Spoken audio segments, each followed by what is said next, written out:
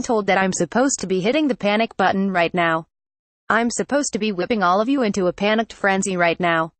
I'm supposed to tell you that Donald Trump is moving in for the today, that he and his allies are aggressively making power moves that'll allow him to magically get away with all of his various crimes and take over the country completely. The trouble with that narrative is that it's the opposite of what's happening today.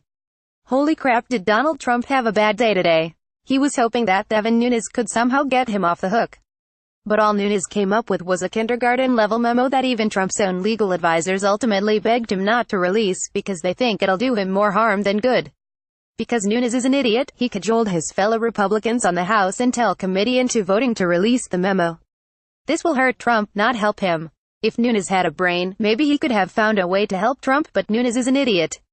The Democrats who have read the memo are all but begging Nunes to release it, because they agree with Trump's legal advisors that the memo will hurt Trump.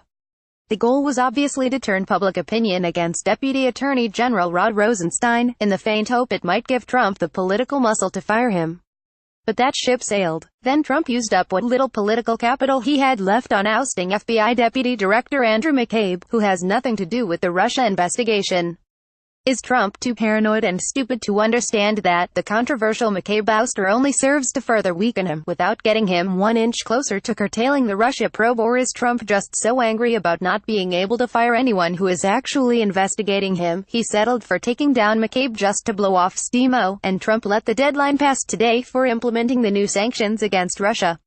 Trump's smart move politically would have been to go ahead and implement the sanctions. Instead, he's ensuring that the sanctions scandal once again comes front and center and blows up in his face.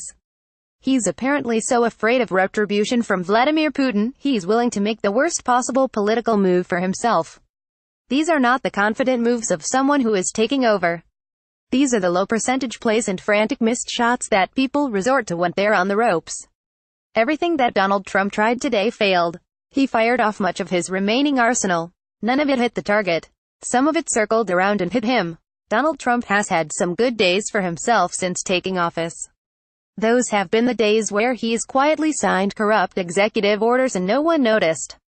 Those have been the days where he's given a lousy but non-lunatic speech, and the media has praised him for not accidentally setting his podium on fire. Today, on the other hand, was a terrible day for Trump. In fact, it was his worst day yet. He couldn't have failed more spectacularly today.